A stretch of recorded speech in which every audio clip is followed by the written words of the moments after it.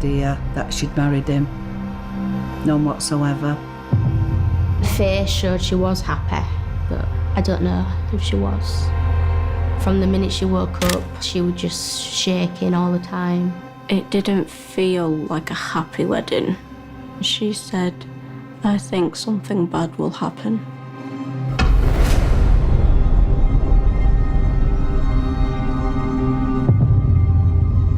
She was suffering badly and not getting the help what she sorely deserved.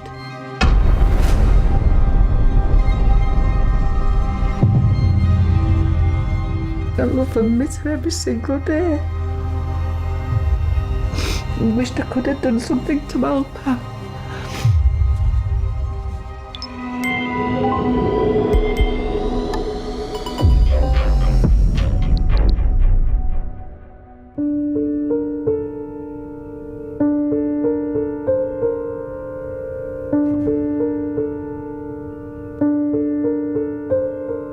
She was a good little girl, what I done. When she was born, she was like a little bundle of love with a little cute nose. She had a good heart. And she could be fiery, but obviously things changed her.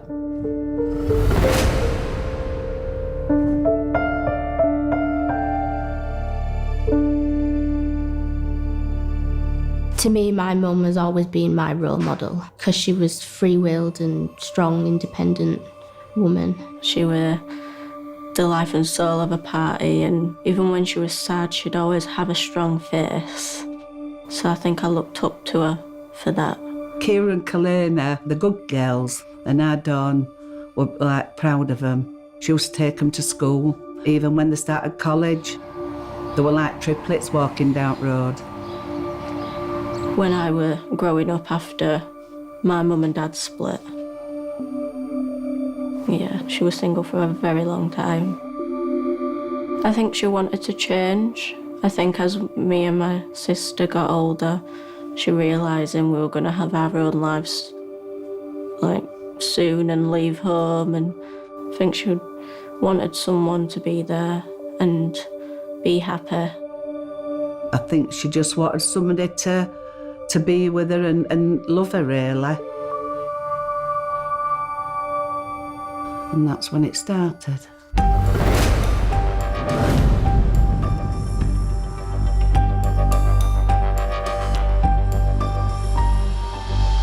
Dawn met Nutt on Facebook, and Facebook is predominantly used by Dawn's generation, so that's not particularly surprising.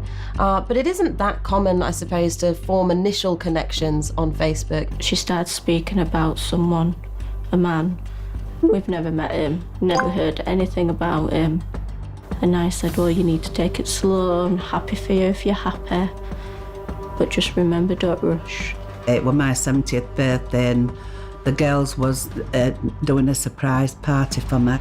And then Nutt came to pick our Dawn up, and I went out to the car to see him, have a look at him, and that's when I first seen him.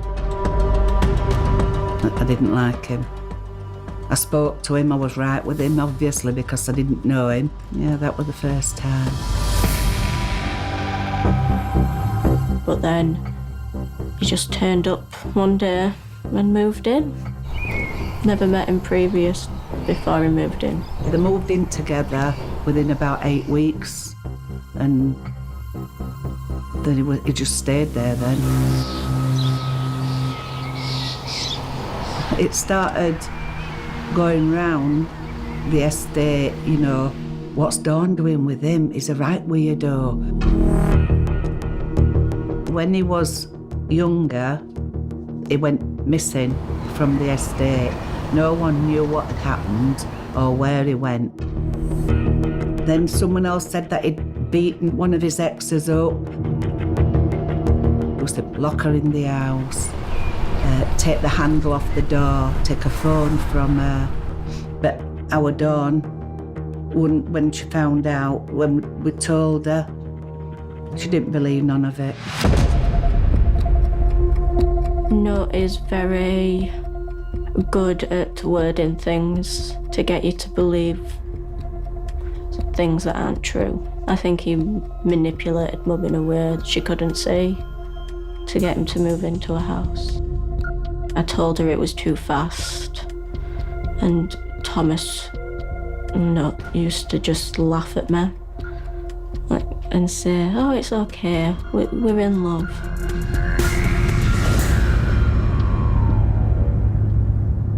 While sometimes it's okay to move quickly in relationships, oftentimes when we look back, we can sort of realise that this might be a period of something called love bombing. Love bombing means that someone is showing their new partner so much affection, it's almost taking over their whole life. And it can really bamboozle the other person because they're not really able to see beyond that. Honeymoon phases in relationships, they're the greatest, but I think reality hit hard because the honeymoon phase doesn't last a long time.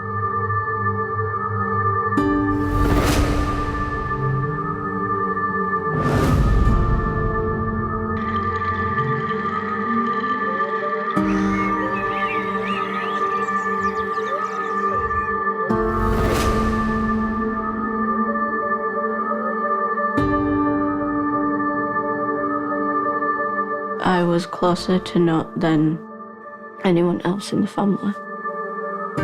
When I got my first job, I would take my mum out every time I got paid, to a restaurant and go have lunch or go take her out for tea. And after that, it never happened. So I used to complain at her, like, come on, it's our usual thing. And she'd be like, no, I want Thomas to come. And I said, no, I'm not taking him. His nasty side started coming out after I started complaining. Yeah, you'd call me a jealous little girl with big mummy issues and how I wanted my mum all to myself. And I said, don't think I am a jealous girl. I think you're jealous of the fact that she has other people with priorities. By all accounts, Nutt needs to be the centre of attention. He shows a lot of signs of narcissistic personality. He really needs to be the focus of every moment. And he didn't like that Dawn had these strong connections around her. You could feel the tension rise in the house between me and Thomas, to the point that Thomas himself kicked me out my own home just after my 18th birthday. Said I was jealous and I needed to get a grip and learn to live with the fact that this is no longer my home and that he was the man of the house. I said to him that day, my mum will always be the man. He didn't like that either. I think it's quite clear that Nutt is quite a misogynistic man, and he's got this really old-fashioned attitude towards women and their position within life. I decided to go to Egypt and work in hotels because I had no home.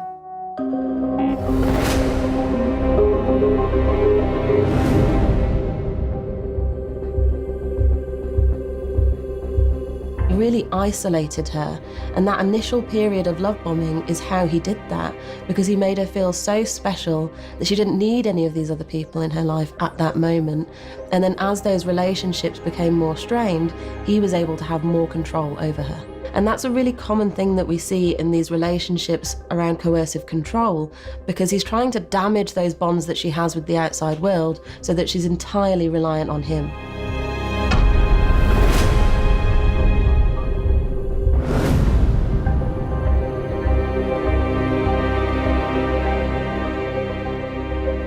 And it was like a holiday from hell. He started shouting in my mum's face upstairs. He was following her everywhere. And I got tired of it, so I went upstairs and started arguing with Thomas about how he needed to respect my mum. And he looked at me. He said I needed to keep my nose out of other people's business because I'm not wanted. My opinions didn't matter, and that was a jealous little girl. And I told him to shut the F up and to get out my face. His facial features just changed, his eyes widened, and he pinned me up against a wall. And then he threw me on the bed and he tried to jump onto my ribs, but I kicked him off, and he tried to grip my hair, but I ran away into the next bedroom where he's followed me, pinned me to a corner. He's then gripped my head and smashed it against the corner of a wall. I just remember the amount of blood that was coming from my head. I got a phone call saying Nutt had attacked our Kira. I ran out the house, ran up to our Dawn's, and our Dawn is like marching down the street, crying her eyes out. And I just said to our Dawn, "Where is he?" "I don't know, Mum, I don't know, he's gone, he's gone." I think she loved him at the time. I think she loved him all throughout the relationship, but she was just scared. She was petrified.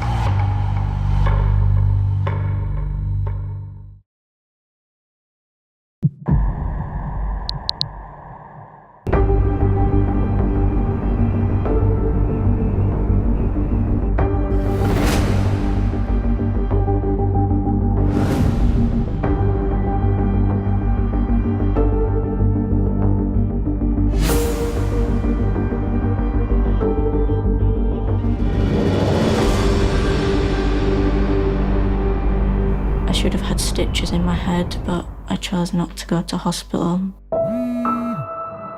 He then started bombarding my mum with messages saying, you know, Kira was in the wrong, she started the argument.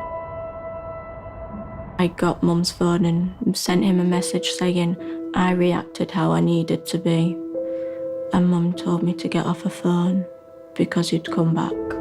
Nutt was supposed to stay in the caravan all night, but then after everybody had left, she let him back in. He said that you would be lonely if I'm not there because your kids don't want to be with you. So our Kira, she went and made a statement, but then retracted it because she didn't want her mum getting into trouble with him, with Nutt. I didn't want the police coming to Mum's door. I didn't want it to affect her life, knowing I'm not in the country. This is a symbolic attack as much as it is a physical one. That's Nutt sending a message not only to Dawn, but to everyone in her family and social network that you don't want to cross him. You can only imagine that Dawn must have been terrified at this moment, because it's one thing perhaps to deal with aggression pointed at yourself, but for that to be put up on your children is another matter. After he assaulted me, I went back to get my stuff and there was packing things. Thomas wouldn't allow Mum to look at me. He told me to get off the property because this isn't my effing house anymore. Our Dawn moved to a smaller house. I think he had a lot to do with it, Nutt. I told her that she either picked her children or picked him, and she chose him. So from February 2020 up until April 2020, I had no form of contact with Mum. I blocked her on everything, and I was upset with Mum that she chose his side all the time. At that time, I thought it was her own choice.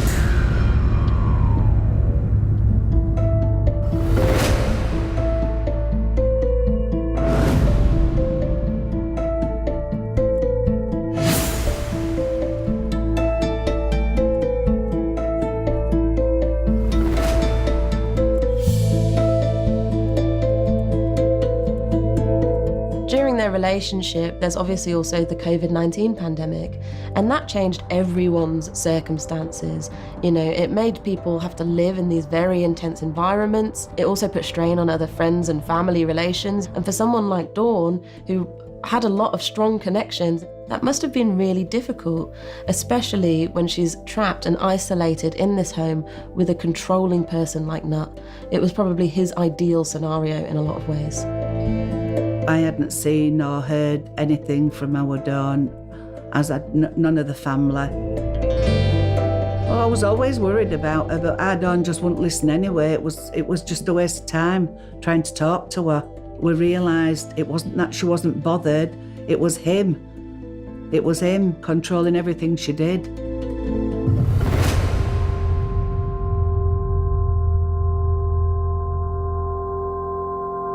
One of Nutt's exes got in touch with the family to warn us of what he was like, what he was capable of, and to get our Dawn away from him. The ex-partner told Dawn that she had a restraining order out against Nutt because he'd been so violent to her. It had led to a serious violent attack, and Nutt's ex-partner actually warned Dawn at this point, "Get out, he's going to kill you."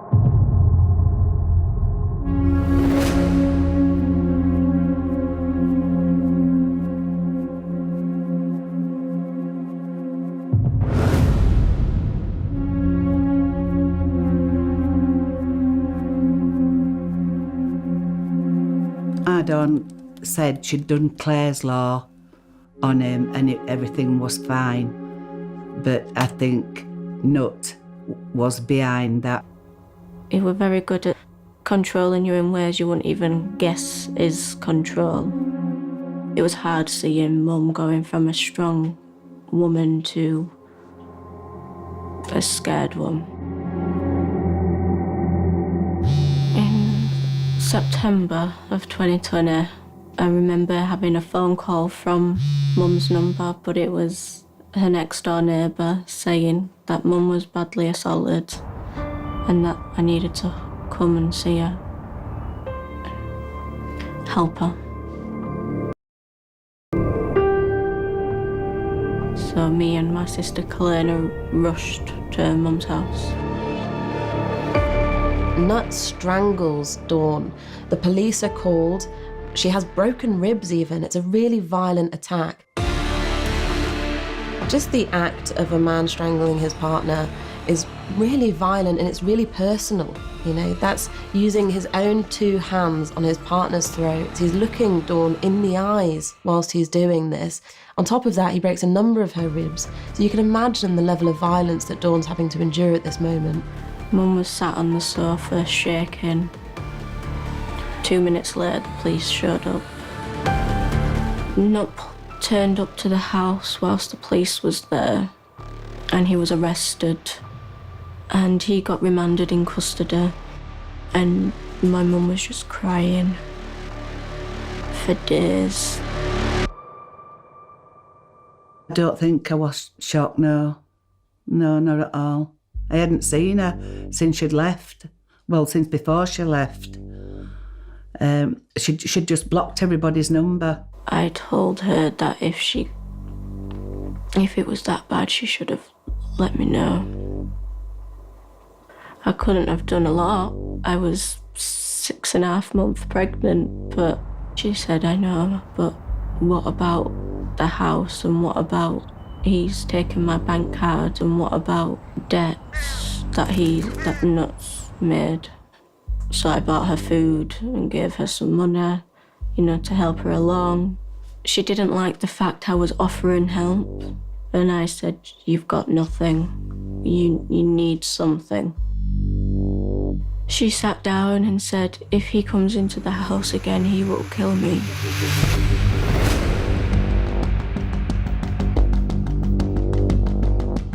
The prosecution said they couldn't prosecute without her evidence. I didn't know that she retracted her statement. She told me she was going to take him back. It went straight back. Straight back to live with her the same day. There's a number of reasons why someone might drop charges in this instance. It could be out of fear, and it could be a lot of confusion around everything as well. Dawn's been in this relationship with Nutt for a good few years now. She's very reliant on him emotionally, financially. There's all of these different power imbalances at play. Our Dawn had visited him on numerous occasions in prison. We found a letter in the house, what he had sent to our Dawn from prison, saying that he loved her and this is what she needs to do now. She needs to go to his solicitor to retract their statement. And then basically I think it had a few, if you don't, then you know what'll happen basically. I did talk to Mum about it all, but she said that there was nothing to worry about and that everything's fine and just to not think about it. Her face showed she was happy, but I don't know if she was.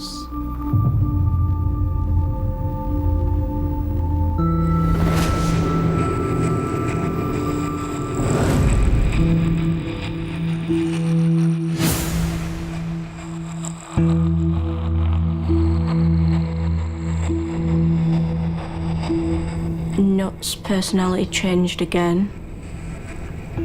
So me and him didn't argue for months. It was like a changed man. No sarcastic comments or nastiness. Towards me, anyway. He never knew the gender of my child until he were born. He had a lot more respect for men, and I think because I had a boy, he liked the idea of another man in the house. As stupid as that sounds, but his whole personality changed towards me once he found out what he called a grandson.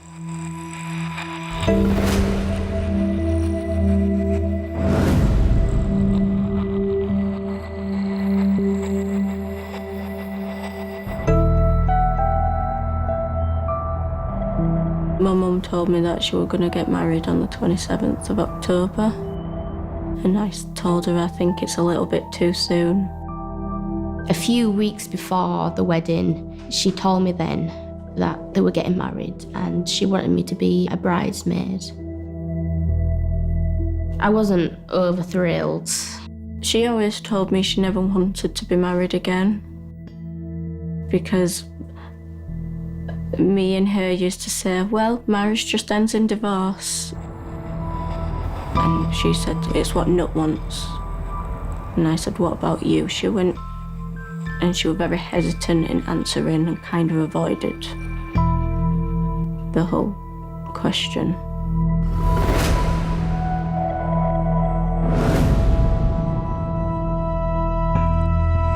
The morning of the wedding, she sat down on the bed and she just looked unbothered. She didn't look, she just looked sad. And I asked her what's wrong, and she said, I think something bad will happen.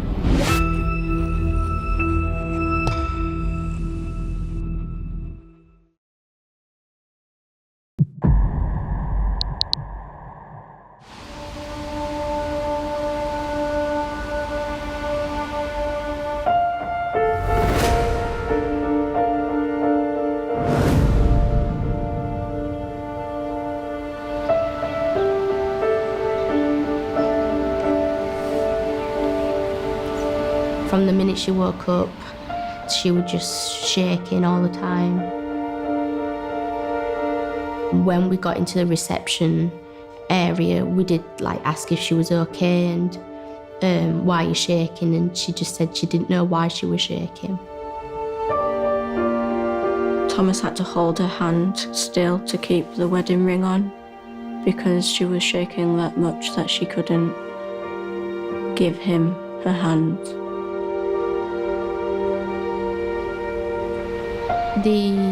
The wedding itself, only a few people went, which was mostly his family and his friends that went alongside me and Kira. We didn't know that they got married. We hadn't a clue. We had no idea that she'd married him. None whatsoever. It was about 11 months after Nutt came out of prison that they got married. The shock, really, yeah. The shock. So I left early because of my son being tired. I left around 6:30 because I had work the next day. When I went out to my taxi, she came up to me and she hugged me and she said that she loved me and squeezed me tightly.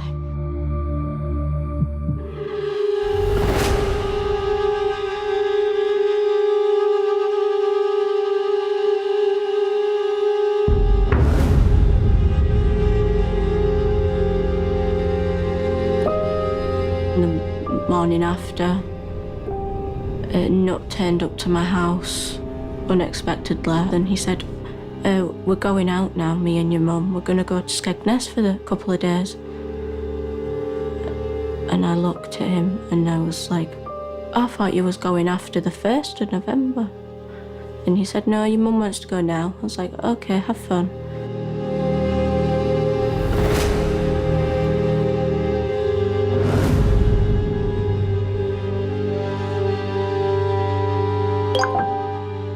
I got a text message saying, sorry love, I've lost my phone, but can you meet me outside Wilco's at 10:30? So this was on the 31st of October. And she didn't turn up. And I called Nutt to see where she was. And he said, she set off an hour ago. And I said, well, she's not here. My mum was never one to just not turn up. He said, give her 15 minutes. 15 minutes, she didn't turn up. So Thomas came down, put me and my son in the car, and we went looking for Mum. Kira said she was going round town with Nutt looking for her mum. I was getting messages off Kira to say that they've looked in a specific spot and she wasn't there, so they're moving on. And then get another message to say that she wasn't there again. We couldn't find her. We went back to Mum's house. Nutt drove us up to Mum's house and I made my son lunch. Thomas said a few weird things, like, I cleaned the house today. He didn't want to call the police for the missing person until the next door neighbour basically forced him to file a missing persons report. And then his whole body language, his whole state changed.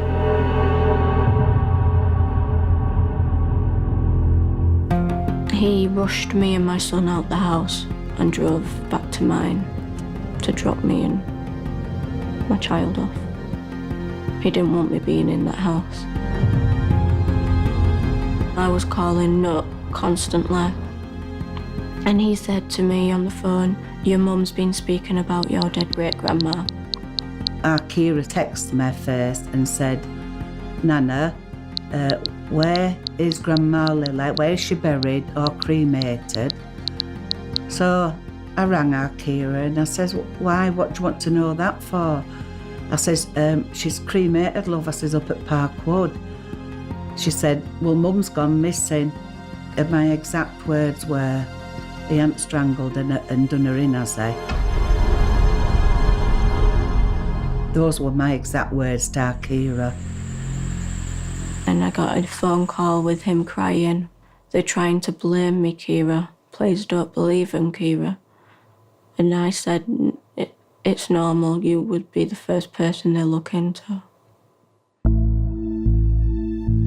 The next thing was, I think someone got in touch with our Tracy, which is my other daughter, and said that there was a police cordon, and we just knew. We jumped in the car and we went up there.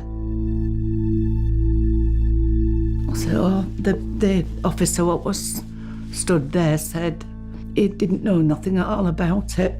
And I said, well, can you get hold of someone, please, to tell us, what's happening?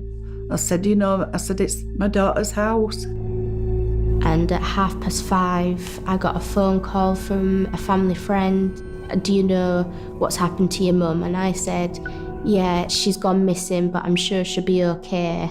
And she said, no, Thomas has killed your mum. So I called my sister and said, Mum's dead.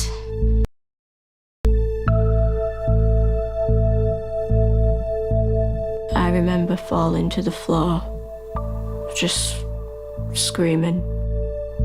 My sister put the phone down because she went up to Mum's house to see if it was true. I called my other sister Cody and she answered and she told me she were coming down to get me. We was in my nana's house until 1, 2 o'clock in the morning before a police officer came to the house. There's been a body found. We can't say for sure it was Dawn Walker, but how you've described her is basically the body they found.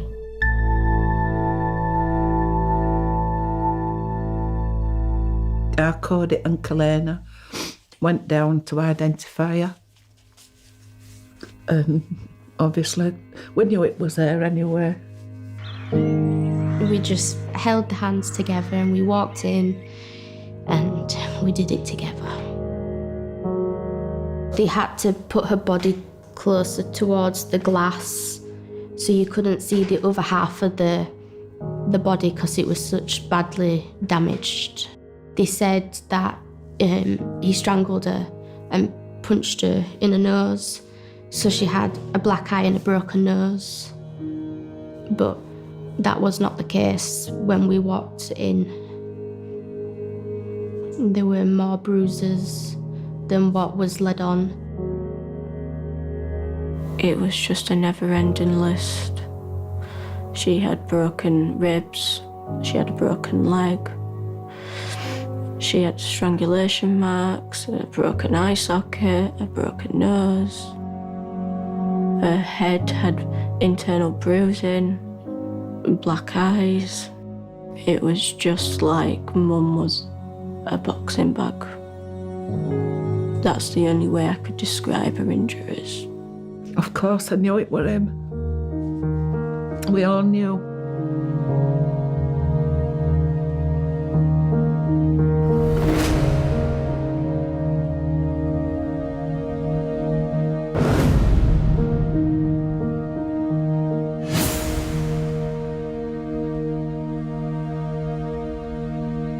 I didn't know any details about what happened apart from my mum was in a suitcase in a field.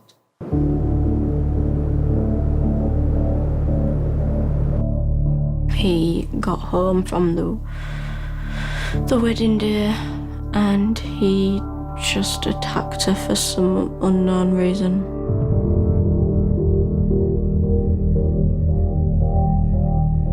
Nutt's response, having killed Dawn, is really bizarre because surely the immediate reaction, if this had been a terrible accident, would be to call the police and say, oh my God, someone come and help, this terrible thing has happened.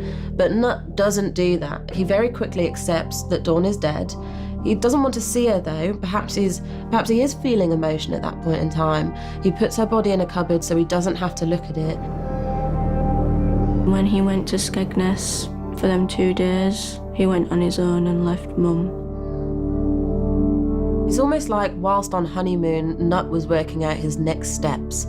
So he goes back to their home and then he texts from Dawn's phone, Kira Lee, her daughter, asking to meet up. Dawn never arrives, and it's only at that point that Nutt says that Dawn has gone missing. She'd actually been dead for days by this point. He took her around, running her around knowing that, Mum was already dead. So now that I know what happened when I was in Mum's house feeding my son, she was in the cupboard.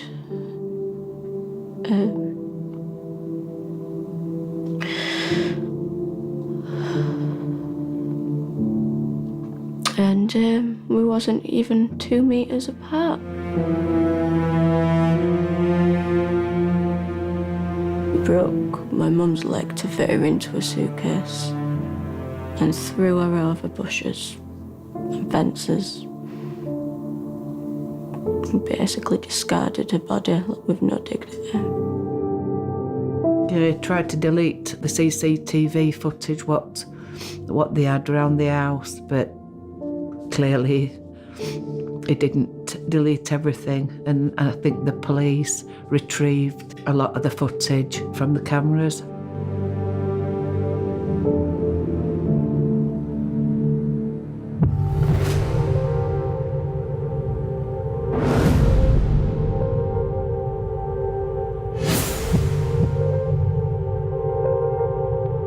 He will never admit what he did.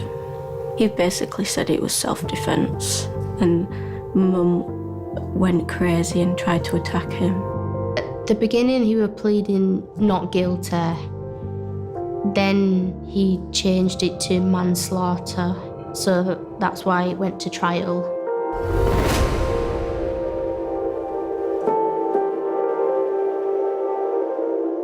And I didn't even know, and anyone knew how evil and he was. It was awful, awful. It really, really was. What he'd done to her, it was worse than I imagined.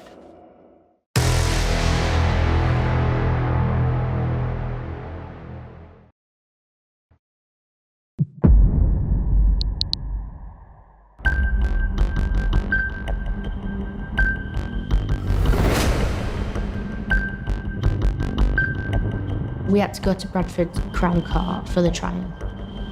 So I was nervous to see him, and then when I got there and I actually saw him and he was like smirking and laughing, I was just angry and upset and disappointed that he would do that.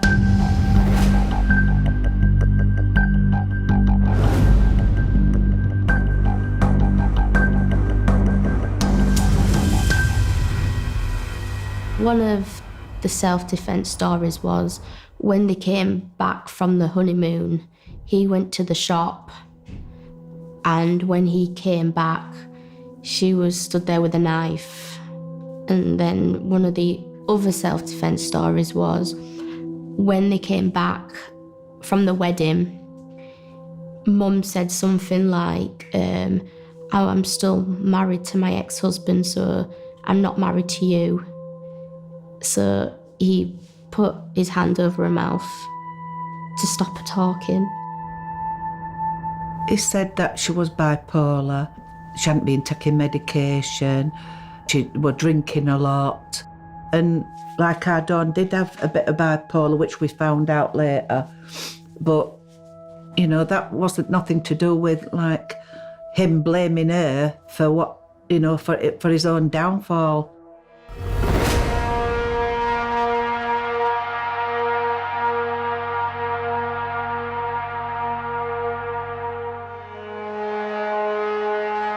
Back of my mind, I think I were always worried. You know, you just want the best outcome ever, don't you? We were sat in a little family room in like the witness area, and all we could hear on the speakerphone was Thomas Nutt, court room 3, and we all ran. And I don't think I've ever ran so fast in my life. You can never be definite of what can go down in the courts. The juryman stood up and said, guilty. And we all cheered. We all said thank you. And he stood up in court, Thomas, and said, fuck you. And he had to get removed from the courtroom. And he got handed a 22-year sentence, but with his remand time knocked off, it was about 21 years. It'll never be enough, but it's knowing that he will always be there for 21 years to not do this to anyone else. To be honest, I'd have liked him to get a lot longer, but they said that that was the highest sentence they could give because he'd handed himself in as well, and they have to take that into account. I started to cry. I don't know if it was happy or sad tears. They just kept falling and falling. He's never shown remorse from taking me and my son around looking for my mum when he knew she was dead. I don't think he will ever admit what he's done. I called him a little boy with big problems. This is a really tragic story, and there are so many warning signs that we can see when we're looking back at their relationship. You know, it almost seems like from the start that they got together, it was doomed to end in murder.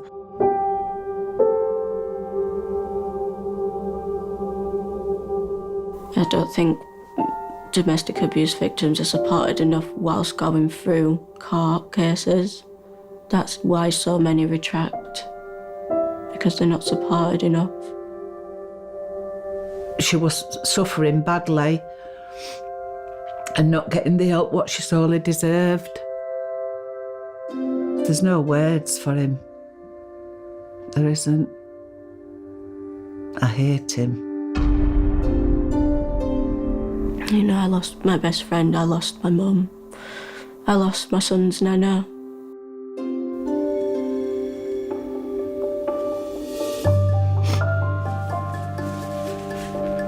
I love and miss her every single day. I wished I could have done something to help her. We all show strong faces. My nana, she basically cries every day. You know, my sister struggles to sleep. We're still a close family, but there's always a piece that's going to be missing. And I don't think anyone's life will ever be the same.